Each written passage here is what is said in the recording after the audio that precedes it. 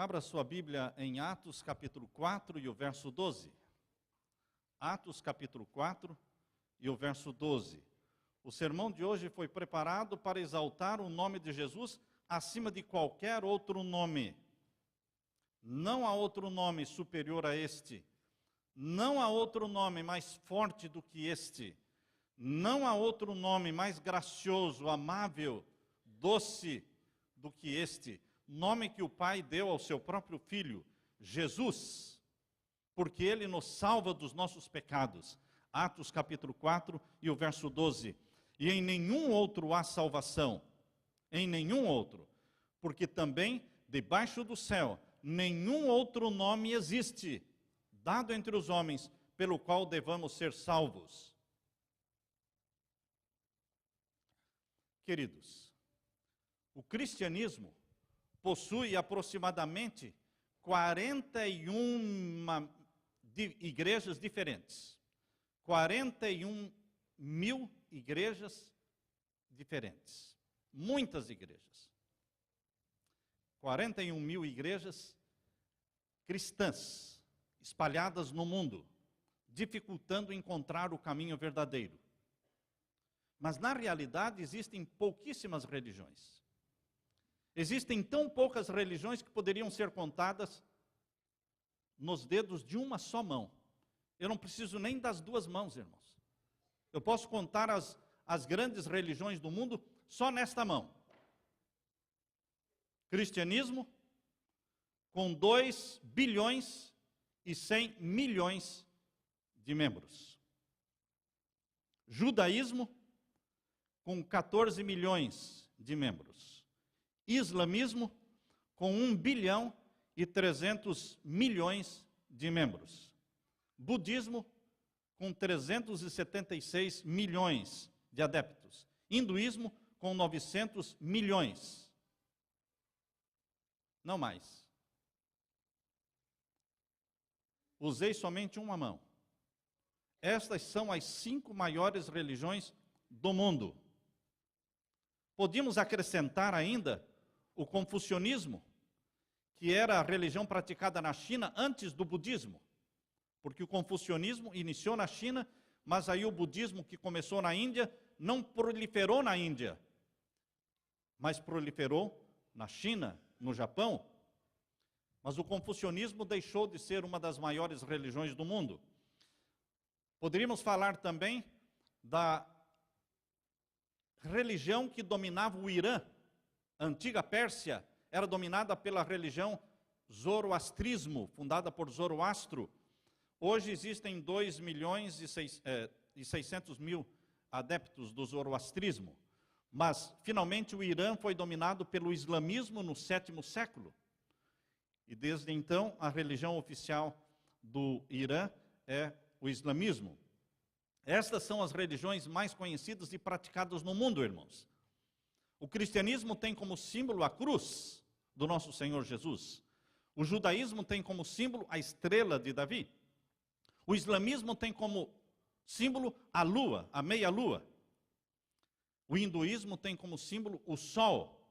E o budismo tem como símbolo ídolos. Ídolos como o Buda assentado, eles adoram muitos ídolos.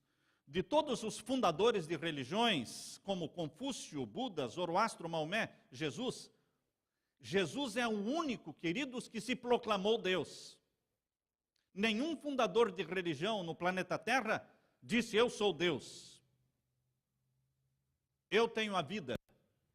Eu sou a ressurreição e a vida. Nenhum se proclamou Deus, unicamente Jesus. Faz alguma diferença isso? Por que só Jesus se proclamou Deus?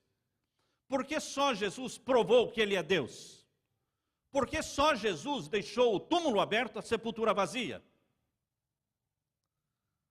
Queridos, o budismo atualmente tem atraído dezenas e milhares de cristãos para o budismo. Dezenas de artistas de Hollywood estão indo para o budismo. Eu anotei alguns nomes aqui. Steven Seagal, conhecem? Budista. Richard Gere, budista. Tina Turner, Orlando Bloom, Tiger Woods, Kate Bosworth, dezenas de outros. E o que o budismo tem para estar atraindo estas pessoas? O que é que ele tem que o cristianismo não tem para atrair? Porque são religiões crescentes. O islamismo é uma religião crescente, o budismo é uma religião crescente e o cristianismo é uma religião decrescente. Está diminuindo o cristianismo no mundo e está aumentando o islamismo assustadoramente e o budismo também. O que o budismo tem para oferecer? Eu me lembro de um texto do Espírito de Profecia que diz que nós, os cristãos, temos que mostrar para o mundo as vantagens do cristianismo. Quais as vantagens do cristianismo sobre o paganismo?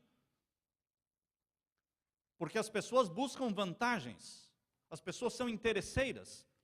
Por que estão indo do cristianismo para o budismo ou o islamismo? O que o budismo oferece para elas? A filosofia budista gira em torno do sofrimento. 4 tipos gerais de sofrimento. O sofrimento do nascimento. Tudo no budismo gira em torno de sofrimento. Nascer é sofrer. Já nasce chorando, não é? O sofrimento do nascimento, o sofrimento da velhice, o sofrimento da doença e o sofrimento da morte. Estes são os 4 sofrimentos gerais no budismo. E o principal alvo, o principal propósito no budismo é alcançar a libertação através da morte.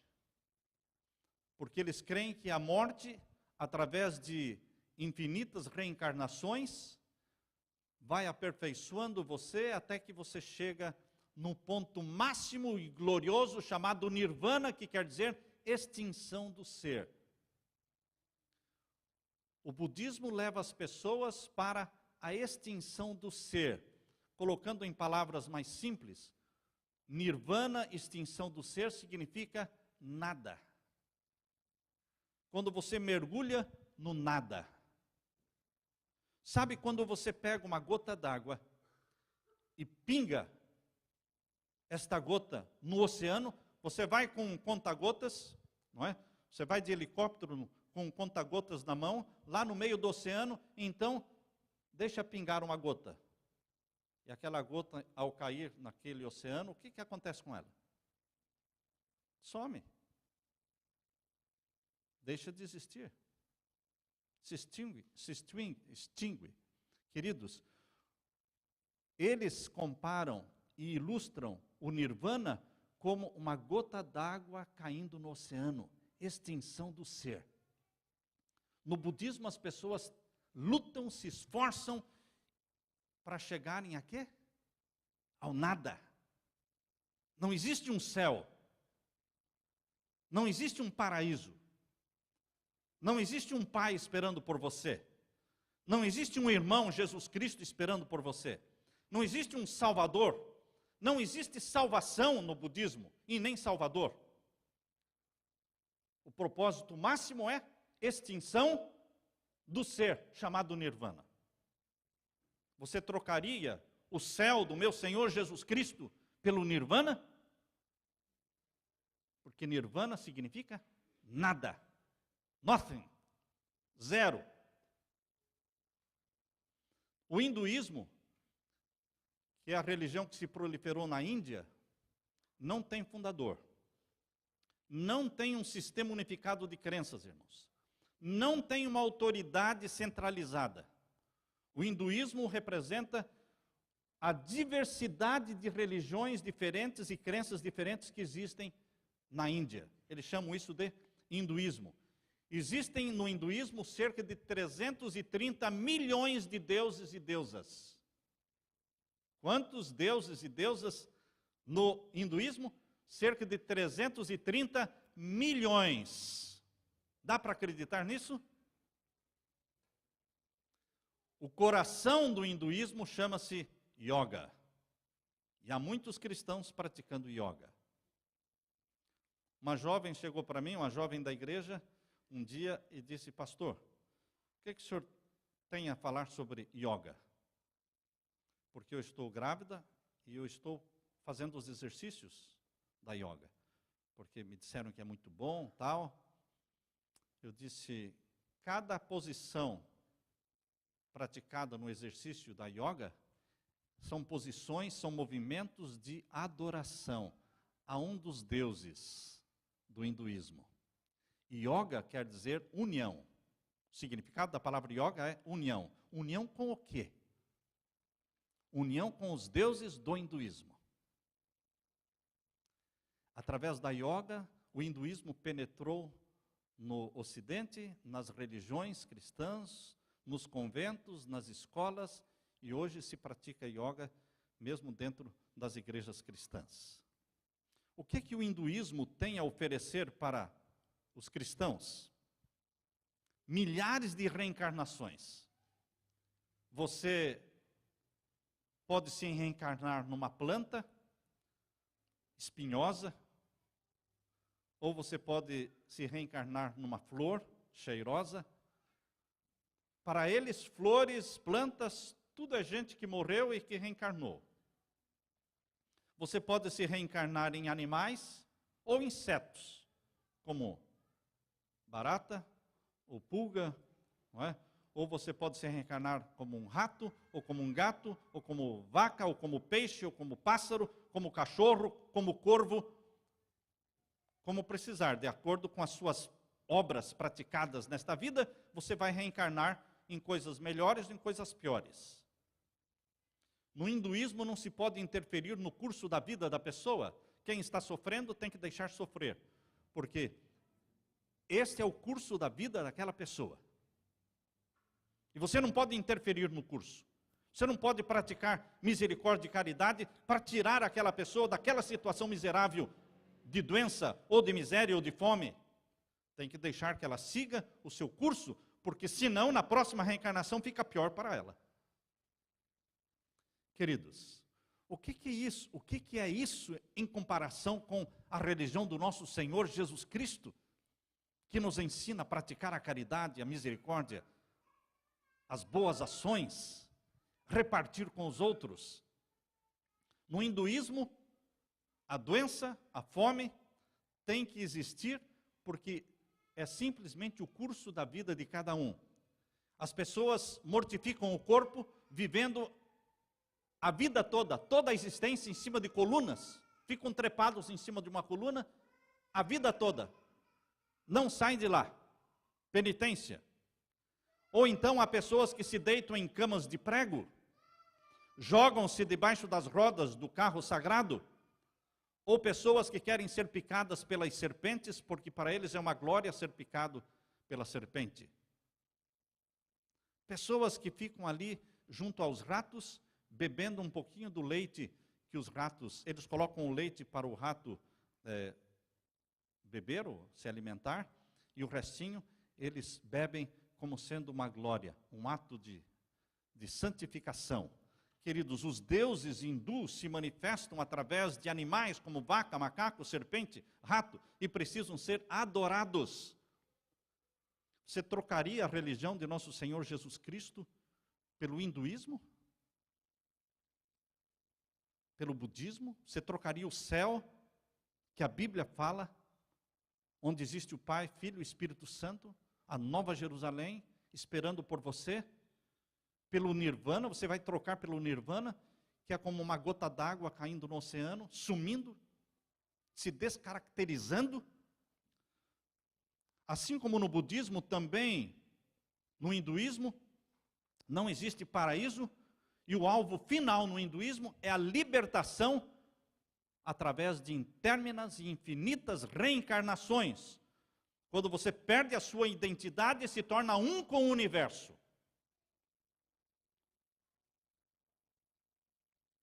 O islamismo é a segunda maior religião do mundo.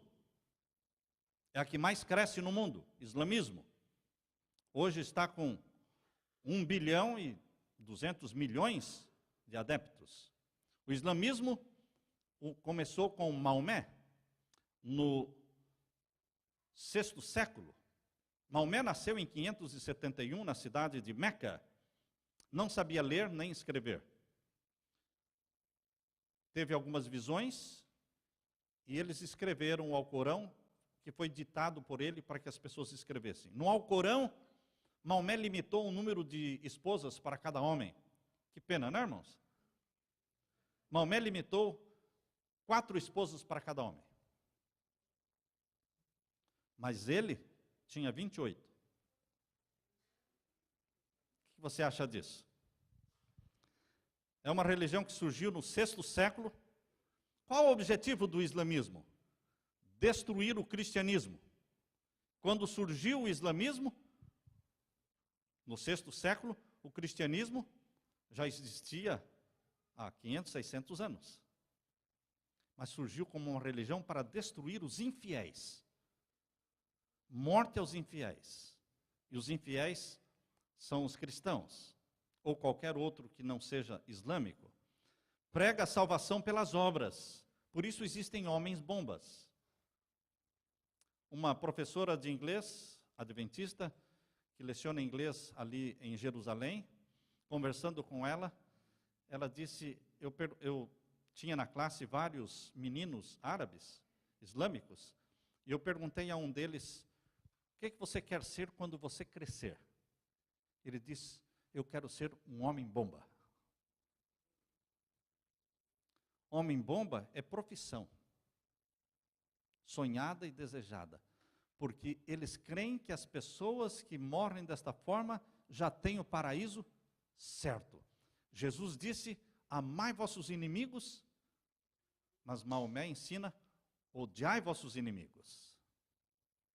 Jesus Cristo nos ensina a repartir e até mesmo a morrer pelas pessoas.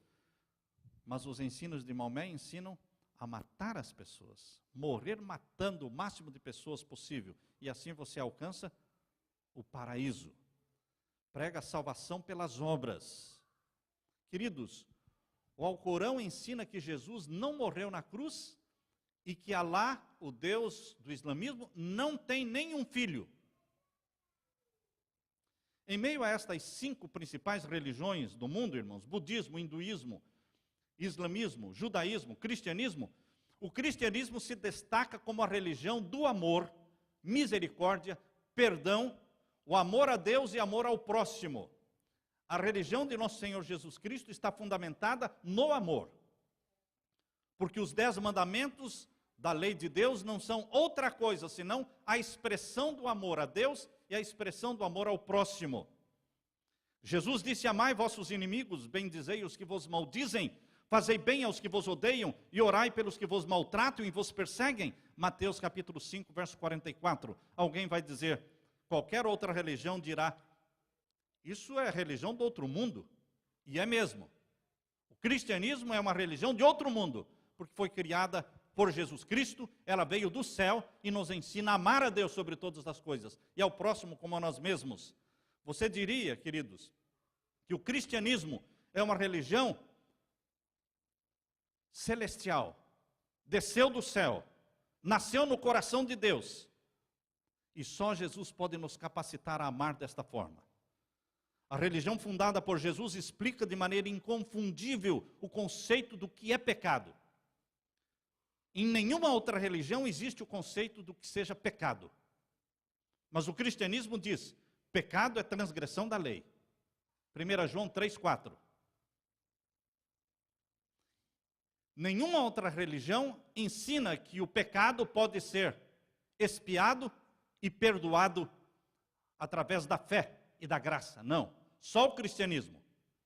As outras religiões ensinam que a pessoa, para se libertar do senso de culpa, dos sofrimentos, ele tem que mortificar o corpo, ele tem que deitar numa cama de prego, ele tem que viver uma vida de sofrimento para se libertar. Mas o cristianismo ensina o quê? Perdão. Perdão é uma palavra que pertence ao cristianismo. Nasceu na mente de Deus a palavra perdão. E perdão vem embebido no sangue do nosso Senhor Jesus Cristo. Sabem, queridos, a religião de Jesus ensina o perdão através do sangue, o sangue do Cordeiro derramado na cruz do Calvário. No jardim do Éden, Deus exemplificou o que é perdão. Quando Adão e Eva pecaram, eles não morreram, um cordeiro morreu. Perdão implica na morte de um substituto. Se eu recebo perdão, é porque alguém pagou o preço daquele pecado. E esse alguém que pagou o preço dos nossos pecados chama-se Jesus, o Cordeiro de Deus que tira o pecado do mundo. Portanto, está explicado na morte do primeiro cordeiro, quando Adão pecou. Quando Jesus morreu na cruz, João Batista disse: eis aí o Cordeiro de Deus que tira o pecado do mundo. Perdão só existe no cristianismo, porque somente no cristianismo existe um Salvador. Percebam que o cristianismo, a religião de nosso Senhor Jesus, explica o que é pecado e mostra a solução para o pecado, que é o sangue de Jesus, que nos purifica de todo o pecado. Nenhuma outra religião do mundo oferece um Salvador. Só Jesus é Salvador, e Ele nos salva dos nossos pecados. Foi assim que Ele foi introduzido no mundo em Mateus, capítulo 1, verso 21. Vejam lá em Mateus, capítulo 1, verso 21, diz assim, Deus falando: e dará à luz um filho, e chamarás o seu nome Jesus, porque Ele salvará o seu povo dos seus pecados. Jesus é um nome poderoso, que salva, que liberta, que perdoa, que muda o nosso interior, que sara as nossas feridas interiores. Em 1ª carta de João, capítulo 1, verso 7, irmãos, 1ª carta de João, capítulo 1, verso 7, diz assim: o sangue de Jesus Cristo, seu Filho, nos purifica de todo o pecado. Não são as penitências que conquistam o perdão. Não é a mortificação do próprio corpo. Não é o suicídio de um homem-bomba que alcança a libertação. Não são as milhares de reencarnações pregadas no hinduísmo. Não são os exercícios espirituais da yoga. Não são as indulgências vendidas. Mas unicamente o sangue de Jesus, nosso Senhor, é que nos purifica e nos perdoa. Crer em Jesus, pronunciar este nome forte e poderoso, traz salvação, traz libertação. Nunca exagere o poder do nome de Jesus. É impossível exagerar. É possível exagerar o poder que existe no nome Jesus. Porque tem muito mais poder do que você pode imaginar. Outras religiões podem dizer que o perdão que o cristianismo ensina é simples demais e não funciona. Eles precisam de coisas mais complexas. Queridos, o perdão é simples, é fácil. É a graça do nosso Senhor Jesus. A graça é uma outra palavra bíblica que só existe no cristianismo, queridos. Só o cristianismo ensina graça. Graça é o inocente morrendo pelo culpado. Eu quero que você leia comigo 1ª carta aos Coríntios, capítulo 5. 1ª carta aos Coríntios, capítulo 5, versos 14 a 15. 1ª carta aos Coríntios, capítulo 5, versos 14 a 15. Porque o amor de Cristo nos constrange, julgando nós assim, que se um morreu por todos, logo todos morreram. Isso é cristianismo. Cristianismo é um morrendo por todos. Ele morreu a minha morte, e eu recebo a vida eterna que é própria dele. Continua o verso 15. E ele morreu por todos, para os que vivem, não mais vivam para si, mas para aquele que por ele morreu e ressuscitou. Portanto, meus queridos irmãos, só Jesus se proclamou Deus na terra. Só Jesus ressuscitou da morte, deixando o túmulo aberto, a sepultura vazia. Só Jesus proclamou: eu sou a ressurreição, a vida, e aquele que crer em mim, ainda que morra, eu o ressuscitarei. Eu não preciso de outro Deus. Porque o que os homens temem, homens e mulheres, é a morte. Mas Jesus disse: eu sou a solução para a morte, porque eu dou vida para os que morrem. Não se preocupe. Você está doente? Eu posso curar. Você está com câncer? Eu posso curar o câncer. Você morreu? Eu vou ressuscitá-lo. Só Jesus pode dar salvação. A salvação é ilustrada na vida do ladrão na cruz do Calvário. Quando aquele ladrão olhou para Jesus e disse: Senhor, lembra-te de mim quando entrares no teu reino. Queridos, a salvação chegou na mesma hora.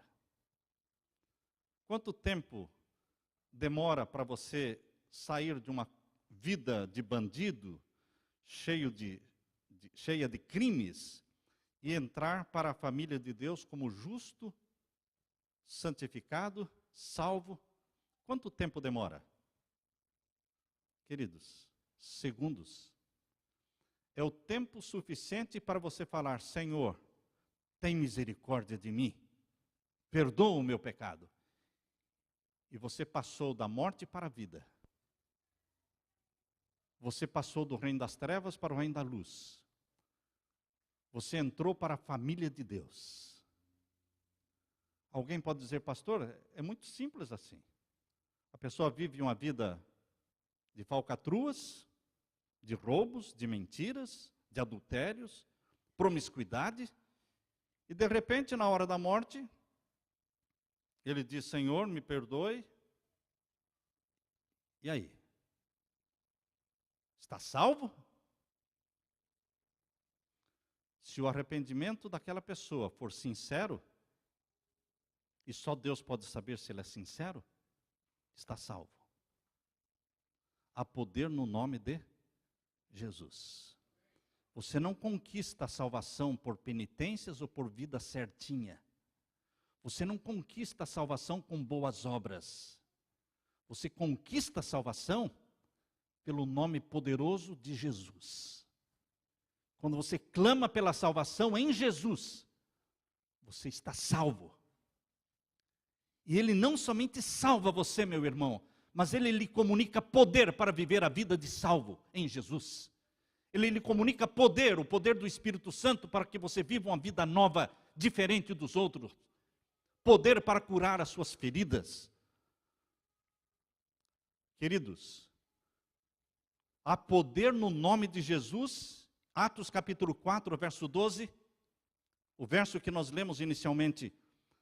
E em nenhum outro há salvação, porque também debaixo do céu nenhum outro nome há, dado entre os homens, pelo qual devamos ser salvos.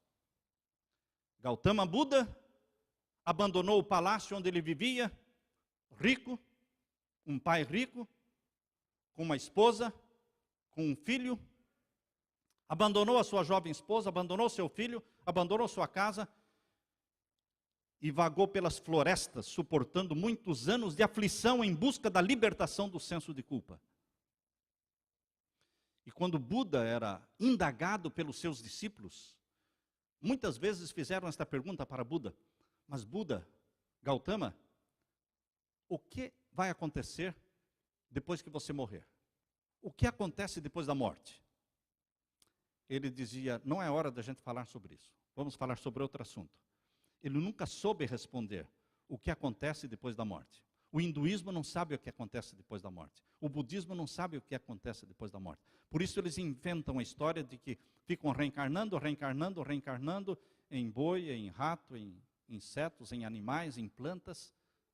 Mas na realidade, ninguém sabe. Porque só o cristianismo ensina o que acontece na morte. A Bíblia diz que na morte nós dormimos no pó da terra. A Bíblia diz em Eclesiastes capítulo 9, versos 5 e 6, os vivos sabem que hão de morrer, mas os mortos não sabem coisa nenhuma. A memória dos mortos está entregue ao esquecimento. Por isso Deus não é Deus de mortos, é Deus de vivos, porque os mortos não podem louvar a Deus e não podem louvar a ninguém. Os mortos não voltam. Por isso haverá uma ressurreição. E enquanto todos os que estão mortos se tornarem vivos de novo através da ressurreição, então cada um vai receber a recompensa em vida. A recompensa não é dada na morte, a recompensa é dada em vida. Para os que amam a Jesus, vida eterna. Para os que não amam a Jesus, morte eterna. Mas eles recebem a recompensa em vida, não na morte. O cristianismo explica com detalhes o que acontece depois da morte. E qual é o céu? O que é o céu? Existem capítulos inteiros na Bíblia explicando o que é o céu. O que é a Nova Jerusalém? Quantas portas? A cidade do Deus vivo. Quem vai estar ali? Que trono vai estar ali? Quando é que a gente vai se reunir na Nova Jerusalém? De sábado em sábado, de lua nova em lua nova, para fazer o quê? Adorar o Pai, Filho e Espírito Santo. Para comer o quê? Do fruto da árvore da vida. Queridos, a Bíblia explica com detalhes. O budismo, o hinduísmo, o islamismo, ninguém consegue explicar nada disso. Por que eu vou trocar o cristianismo, a religião do meu Senhor Jesus, por uma religião pagã? A religião de Jesus oferece perdão e cura. O Espírito Santo vem fazer morada em você e faz de você uma nova criatura. O que era ladrão, como Zaqueu, deixa de roubar e distribui seus bens aos pobres. A mulher que era uma prostituta, como Maria Madalena, se torna uma mulher de bem. O cristianismo muda, e muda na hora. Perdoa na hora. O cristianismo salva na hora. Em que hora você é salvo? Na hora em que você confessa o seu pecado, em nome de Jesus, você está salvo. A religião do meu Senhor Jesus Cristo, através do Espírito Santo, toma as coisas que são de Jesus e comunica para você. O Espírito Santo, enviado por Jesus, vai transferindo as coisas que são de Jesus para você. Vai mudando de arquivo, né? Ele tira da mente de Jesus, do HD de Jesus, e vai transferindo para o seu HD. Há uma transferência. É um download que o Espírito Santo vai fazendo da vida, da obra, do caráter, do temperamento, da mente de Jesus, meu querido, e você vai se tornando um homem e uma mulher chamados de cristãos, pessoas que se parecem com Jesus, porque falam e vivem como Jesus. A religião de Jesus ensina que Ele não só morreu para nos salvar, mas que Ele ressuscitou, subiu ao céu e voltará para nos buscar. Por isso, Ele é um nome acima de todos os outros nomes. Talvez você já conheça uma história daquele pastor adventista, Harry Rimmer. Harry Rimmer estava no Egito e ele, na sua viagem ao Egito, ele conheceu um oficial do governo maometano e começaram a conversar sobre a religião. E o Dr. Rimmer, adventista do sétimo dia, disse: nós cristãos cremos que Deus tem 3 revelações de si mesmo. Deus se revela através da natureza, através da Bíblia e através de um homem chamado Jesus. E o oficial maometano disse: nós também cremos no islamismo que Alá se revelou de 3 formas: através da natureza, através de um livro chamado Alcorão e através de um homem chamado Maomé. Dr. Rimmer disse: nós cristãos cremos que Jesus Cristo morreu pelos pecados do seu povo. E o oficial maometano disse: nós também cremos que Maomé morreu pelos pecados do seu povo. E o Dr. Rimmer disse: nós cristãos cremos que Jesus Cristo ressuscitou dos mortos e subiu ao céu e vai voltar para cumprir com as promessas que Ele fez. E o oficial maometano fez silêncio e depois de alguns instantes ele disse: nós não temos nenhuma notícia de Maomé depois da sua morte. Queridos, existe um nome acima de todos os outros nomes em que há salvação. Esse nome é Jesus. Jesus disse em Marcos 16:16: aquele que crer em mim e for batizado será salvo. Jesus não enrola ninguém. Jesus não fala palavras dúbias. Ele faz declarações diretas, explícitas, claras, compreensíveis. Aquele que crer em mim e for batizado será salvo. Quem não crer em mim será condenado. O cristianismo é simples. É uma religião onde Jesus é tudo em todos. Jesus é o meu pão de cada dia. Jesus é a minha água. uma fonte de água que nunca esgota. Jesus é a minha proteção em meio aos perigos deste mundo. Jesus é quem guarda a minha casa quando eu durmo. Jesus é o meu médico quando eu estou doente. Jesus é o meu psicólogo quando eu estou estressado. Jesus é Cordeiro. Jesus é Salvador. Jesus é o leão da tribo de Judá. O que é que Jesus não é? Jesus é tudo. Nós não precisamos de outro. Tudo que você puder imaginar ou necessitar poderá ser suprido na pessoa de Jesus. Um nome acima de todo e qualquer outro nome. Você precisa de outra religião, meu irmão? Você precisa de um outro Deus? Você precisa de um outro irmão mais velho que brigue por você e que lute as suas batalhas? Eu não preciso. Estou feliz com Jesus, com o Jeová eterno, com o Espírito Santo. Abra o seu coração para Jesus. Confesse o seu nome cada dia. Pronuncie este nome forte e poderoso em que há salvação. Há poder no nome de Jesus. A libertação, a vida, a cura. Oh, que esperança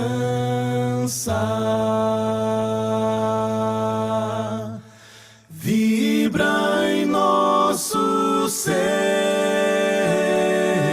pois a